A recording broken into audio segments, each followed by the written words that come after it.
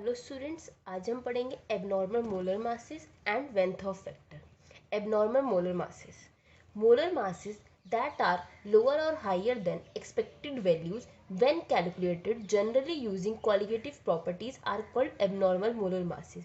आपके ऐसे molar mass जो कि क्या है, या तो ज़्यादा है आपके, या तो कम है या ज़्यादा है एक्सपेक्टेड वैल्यूज से, जब हम कैलकुलेट करते हैं क्वालिटेटिव प्रॉपर्टीज़ को यूज़ करके, उन्हें कहते हैं abnormal molar mass. For example,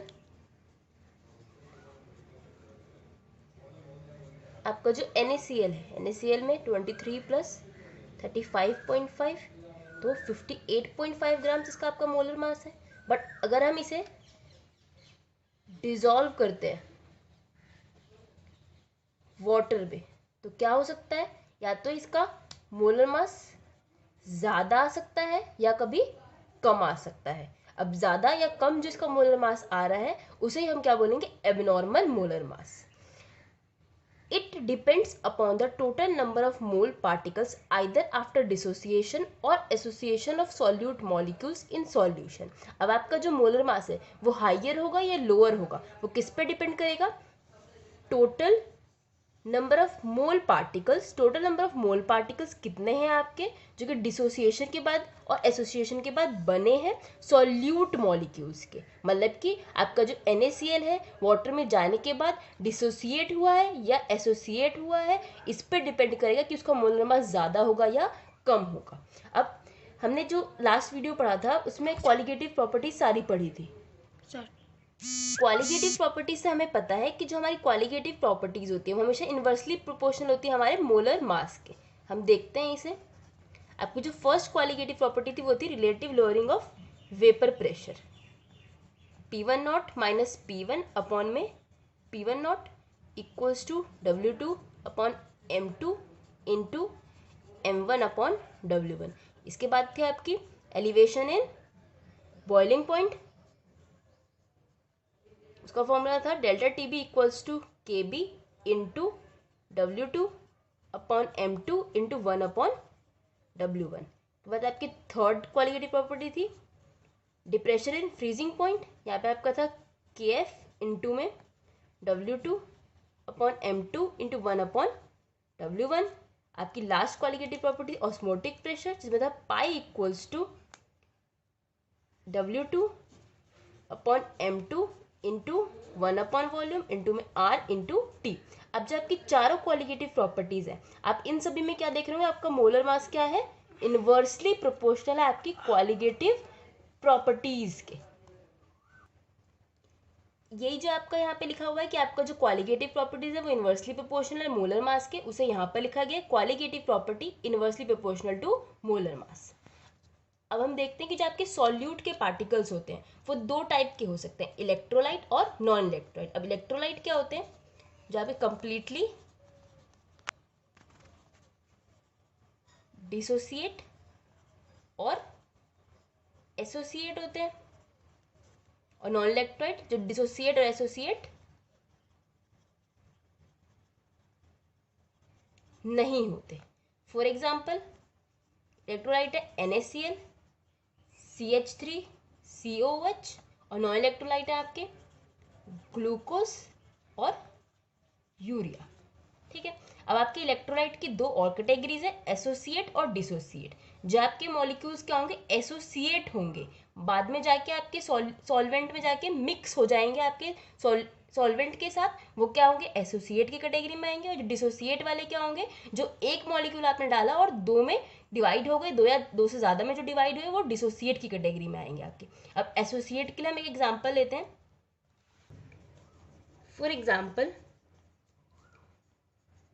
CH3COH लिया है, CH3COH के दो मॉलिक्यूल्स लिए, जो आप क्या करेंगे, डिसॉल्व करेंगे वाटर में,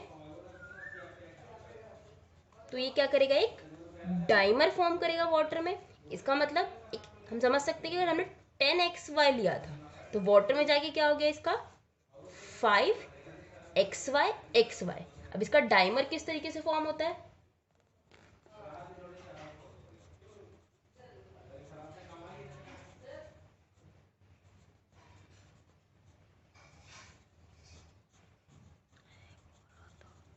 ये इसका डाइमर फॉर्मेशन है।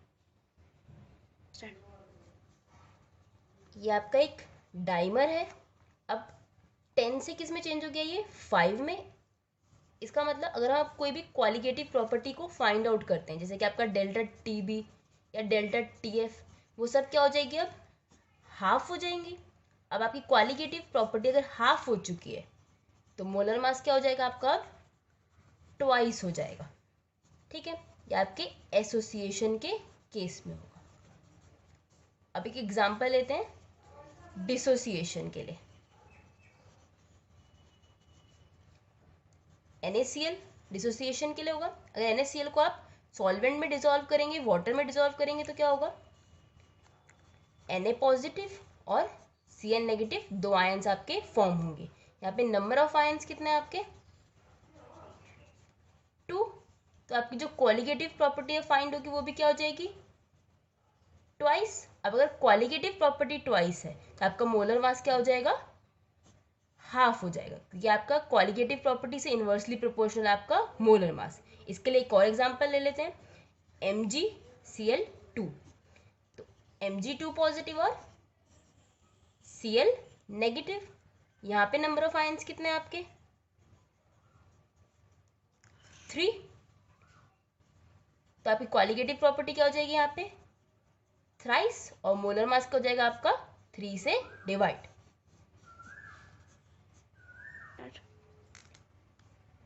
अब हमें ये समझ आता है कि एसोसिएशन के केस में क्या होगा, आपका मोलर मास इंक्रीज होगा, और डिसोसिएशन के केस में मोलर मास हमेशा डिक्रीज होगा। और नॉन इलेक्ट्रोलाइट के केस में नो चेंज, क्योंकि आपका अगर नॉन इलेक्ट्रोलाइट 10 है, आपने अगर 10 ग्राम्स लिया है, तो बाद में भी क्या होगा, सॉल्वेंट में डिसॉल्व होने के बाद भी 10 ग्राम्स ही रहेगा, ना ही ये एसोसिएट होगा ना ही डिसोसिएट होगा, इसलिए मोलर मास में कोई भी इफेक्ट नहीं। हम देखते हैं वेंथॉफ फैक्टर, जिसे हम डिनोट करेंगे आई से।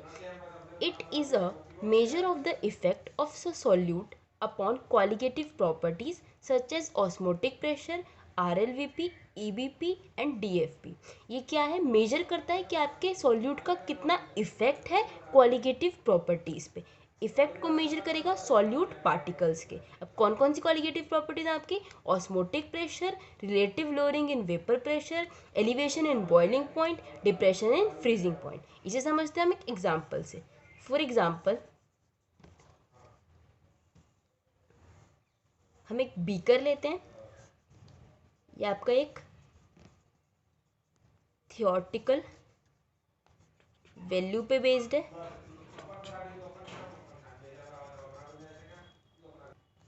हम एज्यूम करते हैं कि यहाँ पे 1 लीटर वाटर लिया गया है, इसको अगर हम बॉईल कर रहे हैं तो बॉईल कितने पे होगा, 100 डिग्री सेल्सियस पे। ठीक है, अगर हम इसी वाटर में कोई सॉल्यूट ऐड कर देते हैं तो अब इसका बॉइलिंग पॉइंट क्या हो सकता है, इंक्रीज हो सकता है। इंक्रीज होकर कितना हो सकता है, 110 डिग्री सेल्सियस, इतना इंक्रीज हो सकता है। ठीक, बट ये आपका एक थियोरेटिकल एक्सपेरिमेंट था। अगर आप खुद अभी एक्सपेरिमेंट करते हो तो क्या होगा, आपने सेम 1 लीटर वाटर लिया है और सॉल्यूट ऐड कर रहे हो, ठीक है, जिसका हमें मोलर मास भी पता है। तो आपका बॉइलिंग पॉइंट अब क्या हो रहा है, 120 डिग्री सेल्सियस आ रहा है। अभी जो 120 डिग्री सेल्सियस आ रहा है, ये आपका जो बॉइलिंग पॉइंट में इंक्रीज आया है, क्वालिटेटिव प्रॉपर्टी का चेंज है। आपकी क्वालिटेटिव प्रॉपर्टी क्या हो जाएगी, अब चेंज हो जाएगी।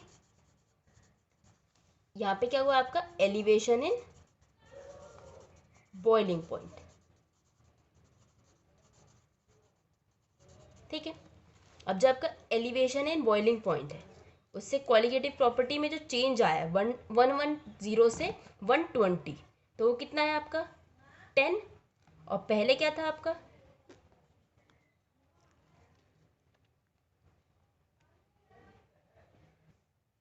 क्वालिटेटिव प्रॉपर्टी में जो आपके पहले चेंज था बॉइलिंग पॉइंट में, वो कितना था, पहले 10 था थियोरेटिकल के हिसाब से, और अब जो है वो कितना है 20। 100 में से 120 को माइनस करेंगे तो 20 आएगा। तो यहाँ से हमारे पास एक टर्म आती है I equals to observed colligative property upon में कैलकुलेटेड कॉलिगेटिव प्रॉपर्टी। तो आपकी ऑब्जर्व्ड क्या थी?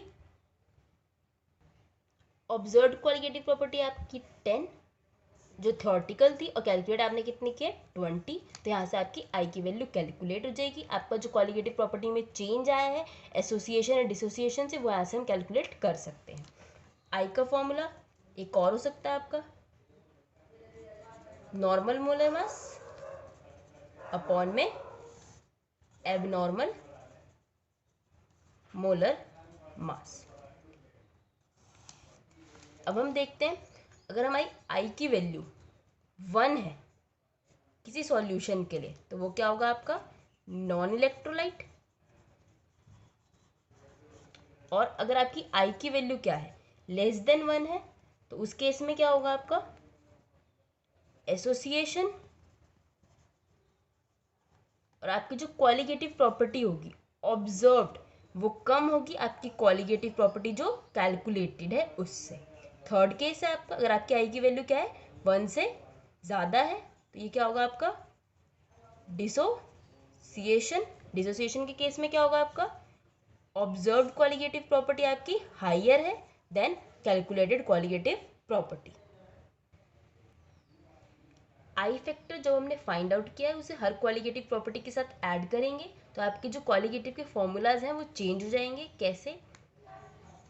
P1 नॉट माइनस में P1 अपॉन में P1 nought equals to I x2। ये आपका relative lowering of vapour pressure के लिए हो गया। किस केस में? बेंथो फैक्टर जब इंक्लूड किया गया एसोसिएशन या डिसोसिएशन ऑफ एन इलेक्ट्रोलाइट। इसके बाद आपका जो नेक्स्ट फॉर्मूला है वो है delta T b equals to i K b into m, elevation in boiling point के लिए। थर्ड फॉर्मूला है delta T f equals to i into K f into m, depression in freezing point. Last qualitative property के लिए pi equals to i C R T, osmotic pressure के लिए। Next formula है आपका dissociation constant के लिए, आपके कुछ न्यूमेरिकल्स में यूज हुआ है एनसीईआरटी के।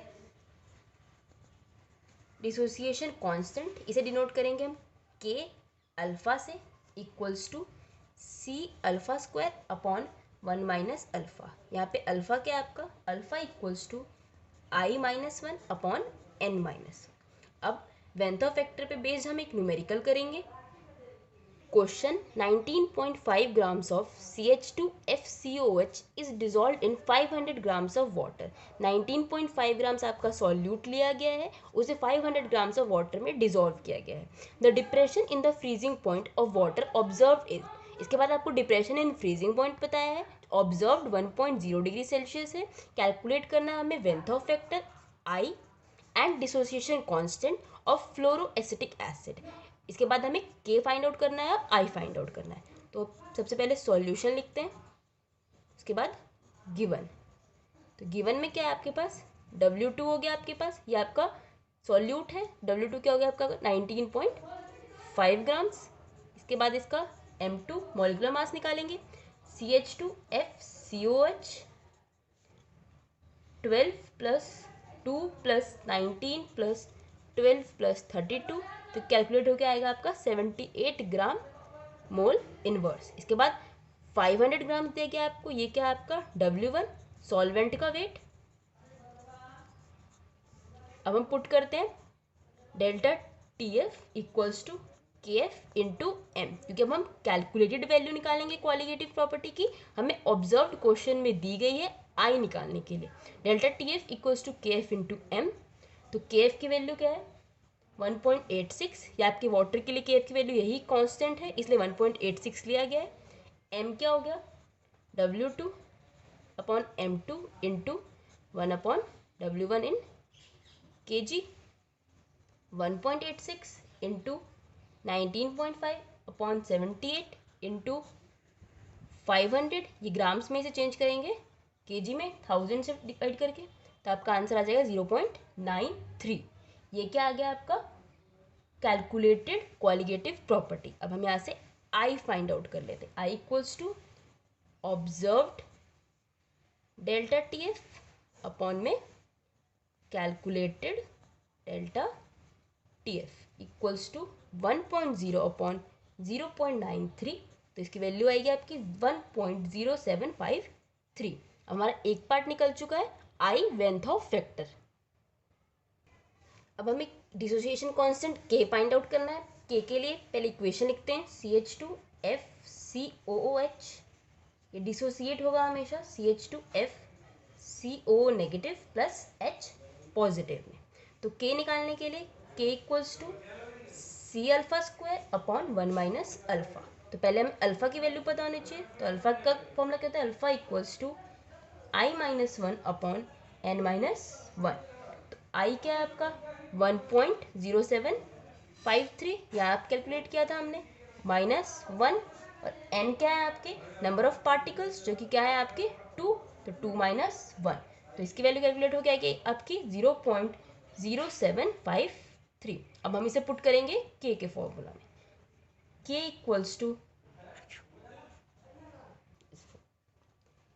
Equals to C alpha square upon 1 minus alpha. तो सी क्या है यहाँ पे आपका नंबर ऑफ मोल्स जो कि यहाँ पे कितने दिए गए 19.5 अपॉन में इसका मास कितना दिया गया आपको 78 ग्राम मोल इनवर्स। यहाँ पे क्या है ये दो मॉलिक्यूल्स में डिसोसिएट हो चुका है। इस 78 को क्या करेंगे हम डिवाइडेड बाय 2 करेंगे तो क्या आएगा 39।